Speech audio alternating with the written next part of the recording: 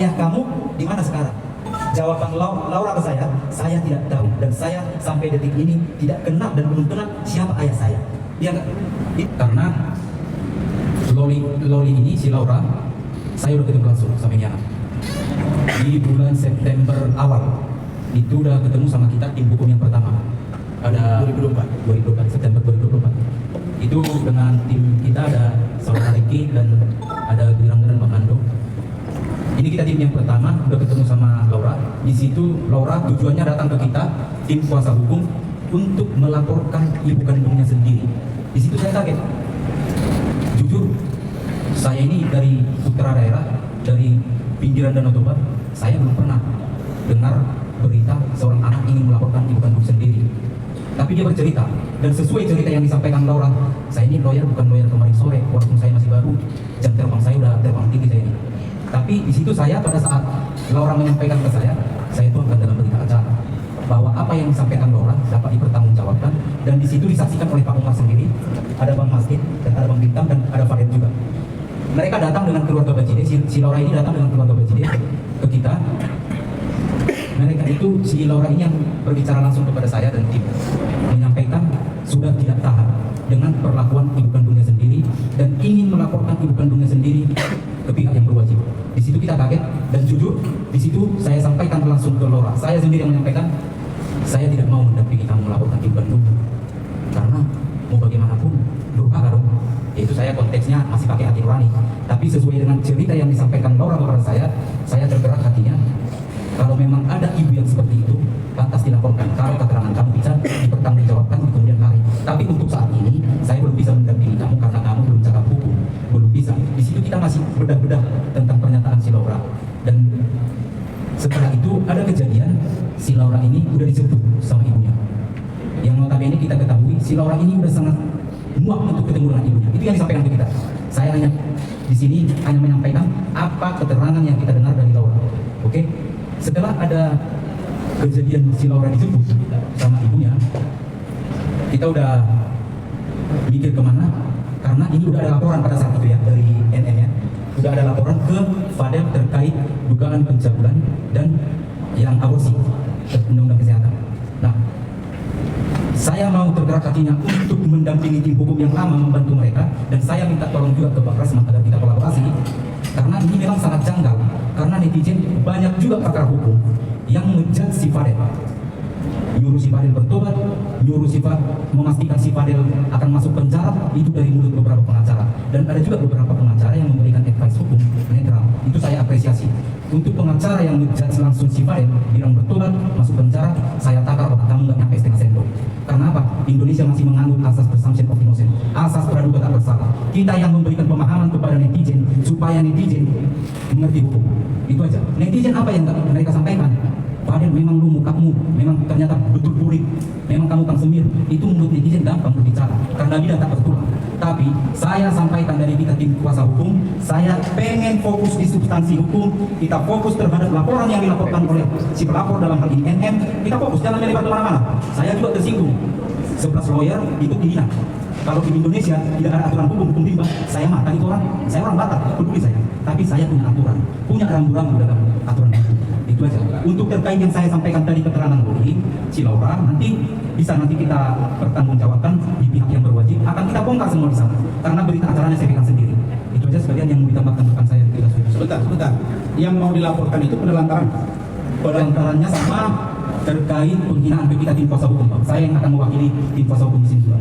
Oke, Loli itu tadi minta didampingi itu mau melaporkan ibunya itu penelantaran. Clear ya? Clear. Ini harus didengar ini. Nanti saya bertanya. Silakan, yang kamu tahu lagi kan? Menambahkan buka-bukaan ini. Selama ini bisa seperti yang disampaikan rekan tadi. Awalnya Loli ini datang kepada kami meminta advice, meminta pencerahan, tetapi kami kuasa hukum ini memberikan saran untuk mempertemukan dengan keluarganya. Kita mempertanyakan, apakah masih ada keluarga Loli, om, tante, atau saudara yang lain? Tetapi sebegitu jauhnya Loli ini dekat dengan keluarga. Dia mengatakan, saya tidak punya keluarga lagi. Saya hidup sendiri di sini. Saya bingung dan ingin melaporkan ibu saya. Saya merasa terlantar di sini. Di situ kita tidak langsung mengambil upaya hukum. Kita masih mengamati dan melakukan filter terhadap pernyataan Loli.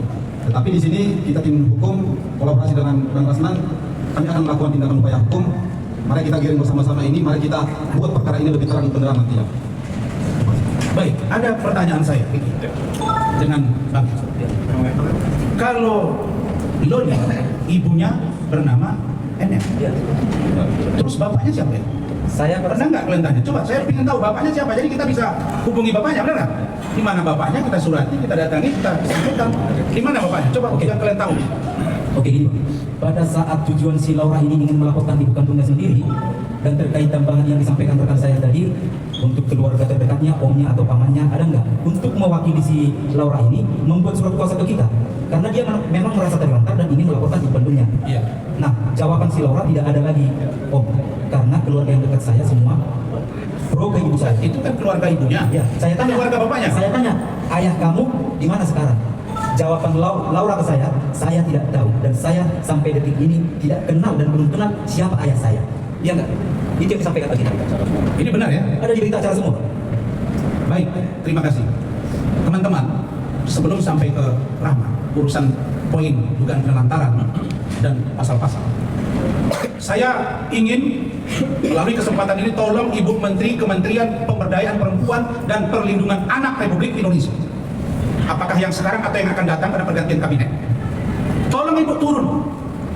Ini ada seorang anak sudah datang ke pengacara didampingi keluarga Bajide, akan melaporkan ibunya, begitu ya, dan dia merasa tersudut dan tersakiti, ditelantarkan. Kemudian dia ditanya, siapa lagi yang bisa kira-kira bantu kamu? Dia bilang tidak ada, itu hanya dari ibunya. Mungkin maksudnya itu inisial E kan? Sedangkan bapaknya tidak tahu. Apakah anak seperti ini dibiarkan, bapaknya tidak tahu, tapi dia ada ibunya? Saya tidak menuduh ini seperti Denis Caryesta, bukan. Kalau Denis Caryesta jelas, mulai dia hamil, bunting, sampai melahirkan tidak jelas bapaknya. Tapi ini saya tidak tahu, maksudnya tidak tahu ini, apakah NM menyembunyikan bapaknya, atau nggak tahu kita siapa bapaknya. Kalau begitu, tolong dong. Maka kami bersepakat akan berkomunikasi ke Kementerian PPA, Lembaga Perlindungan Anak Indonesia, Komisi Perlindungan Anak Indonesia, dan akan kami bawa ini ke persoalan DPR RI yang menangani bidang perempuan dan anak. Ini serius.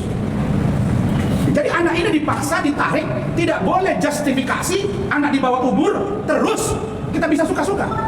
Tidak bisa dong. Maka kami dari awal bilang ya Rahmat, bahwa kami meminta agar Loli bertemu dengan Fadel, penyidik, pengacara sana, pengacara sini, Kemen PPA, Badan Perlindungan, Lembaga Perlindungan Anak, dan Badan atau Komisi Perlindungan Anak untuk mendengar keterangannya.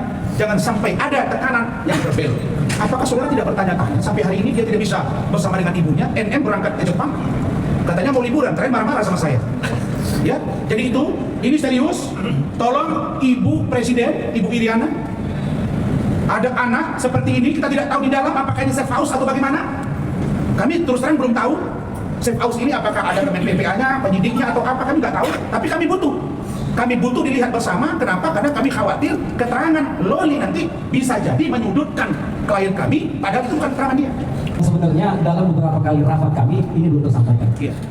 Oleh karenanya kami sebagai tim hukum belum melakukan upaya-upaya hukum untuk hal tersebut.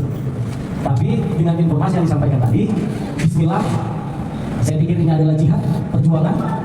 Kita akan melawan saudara NM. Tapi sebelumnya saya tegaskan, kami bereaksi begini bukan karena kami takut kepada NM, bukan kami khawatir akan laporan NM kepada kami di Polda Metro Jaya. Karena sejujurnya, seperti yang disampaikan oleh pembangkit tadi, rekan advokat pembangkit, kami adalah lawyer profesional. Kami memahami secara utuh bagaimana poin-poin pembelaan hukum, bagaimana USG itu pun kami sampaikan dalam rangka memenuhi hak jawab klien kami atas tuduhan-tuduhan fitnah yang disampaikan kepada dirinya. Dan itu pun tidak kami sampaikan secara utuh. Yang kemudian secara profesionalisme kami 11 orang advokat dilindungi oleh Undang-Undang Nomor 18 Tahun 2003 tentang advokat. Kemudian itu artinya apa? Jangan menganggap kami ini lawyer yang tidak profesional yang membawa masalah klien kepada diri kami. Tapi di sini kami tegaskan bahwa genderang perang yang memukul adalah saudara-saudari Nikita Mirzani. Maka haram hukumnya bagi kami untuk tidak melawan. Pertama, kami telah membuat laporan polisi, yaitu di mana Pak Rasman pada tanggal 6 Oktober, tepatnya hari Minggu kemarin, kami sudah melaporkan di Polres Metro Jakarta Selatan, yang salah satu pasalnya itu ada sebuah postingan yang disampaikan oleh NM ataupun terlapor, itu terkait dengan informasi atau konten yang berisi asusila. Pasal terkait dengan pelanggaran ini diatur dalam pasal 45 ayat 1 Undang-Undang ITE, Undang-Undang Nomor 11 Tahun 2008. Di mana perbuatan ini ancaman hukumannya 6 tahun penjara dan denda 1 miliar rupiah. Saya pikir NM, kamu adalah orang yang punya pengalaman terkait dengan hal-hal seperti ini. Kamu pernah dilaporkan oleh saudara Dipo Latif terhadap dugaan fitnah dan pencemaran nama baik, dan tidak banyak perkara laporan pencemaran nama baik yang dilakukan penahanan. Tetapi sebuah jurisprudensi atau sebuah fakta hukum pada saat itu NM ditahan. Artinya apa? Pak Rasman selalu menyampaikan orang bodoh sekalipun tidak akan jatuh ke dalam lubang yang sama.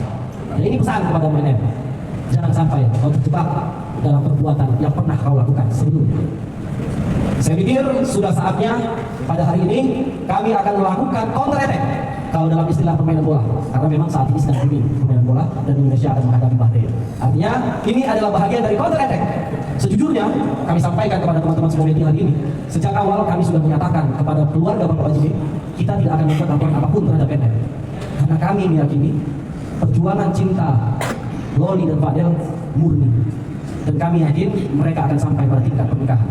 Karena kalau sempat seorang calon menantu melaporkan calon mertuanya, kemungkinan besar tidak akan pernah terbuka lagi pintu restu dari orang tersebut, dari calon mertua tersebut. Makanya sejak awal, jika teman-teman melihat, kapan teman-teman pernah melihat Pak Rasman menyampaikan dalam preskon dengan cara smooth, pelan, gitu. Bahkan ketika dihajar oleh NM, ketika preskon isu yang NM tiba-tiba masuk, tidak satupun gertakan yang disampaikan Pak Rasman. Tapi saat itu memang Pak Rasman komitmen dengan apa yang tim hukum sudah rumuskan dalam melakukan pembelaan terhadap Fadel. Gitu. Kami memang berjuang untuk cinta Fadel. Kami meyakinkan NM bahwa Fadel adalah laki-laki yang baik, yang pantas diterima, dan akan membawa Loli kepada kebaikan, dan insya Allah membawa dia kepada surga. Saya pikir itu aja, Pak.